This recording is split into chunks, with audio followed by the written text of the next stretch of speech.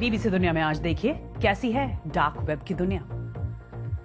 सबसे बड़ी dark net websites में शुमार एक वेबसाइट के बंद होने के बाद बीबीसी की पड़ताल, बड़े पैमाने पर अवैध ड्रग्स का हो रहा है ऑनलाइन कारोबार। स्वागत है आपका बीबीसी दुनिया में, मैं हूं सारिका सिंह। डार्क वेब की अंधेरी दुनिया क्यों है अपराधियों के बीच बेहद पॉपुलर, इस पर होगी कवर स्टोरी में बात, लेकिन पहले हेडलाइंस। चीन में सेंटर फॉर डिजीज कंट्रोल ने लोगों से की दूसरे देशों से सामान ना मंगाने की अपील। बाहर से एक पैकेज मंगाने से महिला के ओमिक्रॉन संक्रमित होने का दावा। विंटर ओलंपिक में बाहरी देशों के दर्शकों को नहीं मिलेगी एंट्री। पिछले 24 घंटों में भारत में कोरोना के 2,58,000 नए मामले। स्वास्थ्य अधिकारियों के मुताबिक दिल्ली और मुंबई में कम हुए संक्रमण के मामले। भैया संतुष्टि मेरी नहीं, आप बार बार मुझे क्यों पूछते हो? बदलाव चाहते। पंजाब में कांग्रेस के सीएम चेहरे के सवाल पर बीबीसी से खास बातचीत में क्या बोले प्रदेश पार्टी अध्यक्ष नवजोत सिंह सिद्धू, दिखाएंगे खास इंटरव्यू। अबू धाबी में एयरपोर्ट के नजदीक 2 धमाके हुए जिसमें 3 लोगों की मौत, 6 घायल, मरने वालों में 2 भारतीय। पुलिस को ड्रोन हमले का शक। उत्तर कोरिया ने लॉन्च की 2 बैलिस्टिक मिसाइल। इस महीने चौथी बार उत्तर कोरिया ने की है मिसाइल लॉन्च। जापान और दक्षिण कोरिया ने दी जानकारी। जाने माने कथक नर्तक पंडित बिरजू महाराज का निधन, पद्म विभूषण से सम्मानित थे 83 साल के बिरजू महाराज। इनमें से कुछ अहम खबरों की चर्चा आज बीबीसी दुनिया में।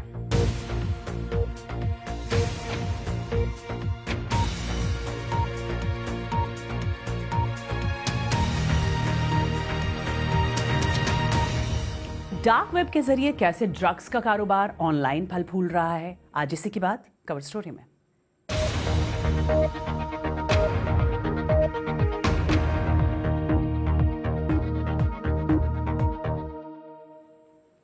दो सालों तक एक अवैध ड्रग्स, नकली करेंसी और हैकिंग टूल्स का कारोबार करने के बाद डार्कनेट वेबसाइट हाल ही में बंद हो गई। टोरेज नाम की इस वेबसाइट को क्रिसमस के दौरान इसके एडमिनिस्ट्रेटर्स ने बंद कर दिया, लेकिन इस तरह की कई नई वेबसाइट्स लगातार आ रही हैं। बीबीसी डेटा बताते हैं कि ड्रग्स कारोबार की ये ऑनलाइन इकोनॉमी बेहद मजबूत हो रही है।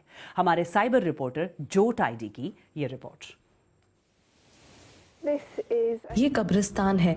मैं यहाँ आती हूँ और इन पेड़ों से और पौधों से मिलती हूँ, उनसे बातें करती हूँ। क्लेयर कैम्पबेल के 16 वर्षीय बेटे ल्यूक ने एक डिस्को में बहुत अधिक पार्टी ड्रग्स ले ली। उसके बाद उसकी मौत हो गई। ये है ल्यूक और उसका पेड़। एक व्यक्ति के तौर पर ल्यूक कैसा था? मैं उसकी माँ हूँ, उसकी बुराई नहीं करूँगी। वो बुरा नहीं था, वो मौज मस्ती करता था, उसे किसी से बैर नहीं था, वो जिंदगी से भरपूर था। ल्यूक के दोस्तों ने वो गोलियां डार्क नेट पर एक बाजार से खरीदी थी। डार्क नेट मार्केट्स छोटे होते हैं और ड्रग इकोनॉमी में अक्सर उनकी अनदेखी होती है। इस तरह की वेबसाइट्स पर किसी भी स्पेशल इंटरनेट ब्राउजिंग सॉफ्टवेयर के जरिए ही पहुंचा जा सकता है, जो साइबर पुलिस के लिए बीते 1 दशक से सिरदर्द बना हुआ था। सबसे बड़ी गैर कानूनी डार्क नेट वेबसाइट्स में से एक टोरेज लगभग 2 साल के बाद बंद हो गई। हालांकि बीबीसी की रिसर्च ये बताती है कि पुलिस कुछ कार्रवाई करती है, तब भी ड्रग ट्रेड पर उसका असर ज्यादा देर तक नहीं रहता। बीबीसी ने हजारों डार्कनेट डीलर्स की गतिविधियों का अध्ययन किया। इसमें से कम 450 डार्कनेट डीलर्स पुलिस के शिकंजे से बार बार बचते रहे हैं। इनमें से एक डीलर जो यूके में अपनी तरह का सबसे बड़ा डीलर है, वो 6 साल में 21 अलग अलग मार्केट्स में नजर आ चुका है।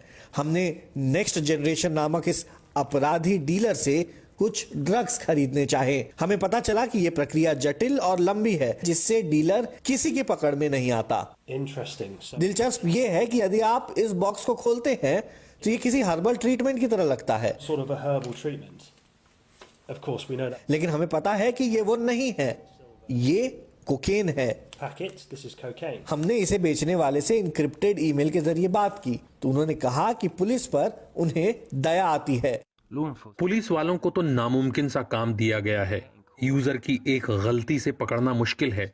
पुलिस अचानक किसी कोड को क्रैक करके लोगों को नहीं पकड़ सकती। पिछले साल अक्टूबर में इस सिलसिले में दुनिया के कई देशों से कुल 150 लोगों को पकड़ा गया था। ब्रिटेन में 24 लोग पकड़ में आए और एक मेजर डार्क मार्केट भी बंद हो गया। ब्रिटेन की नेशनल क्राइम एजेंसी का कहना है कि वो डार्क नेट मार्केट्स को तबाह करने के लिए प्रतिबद्ध है।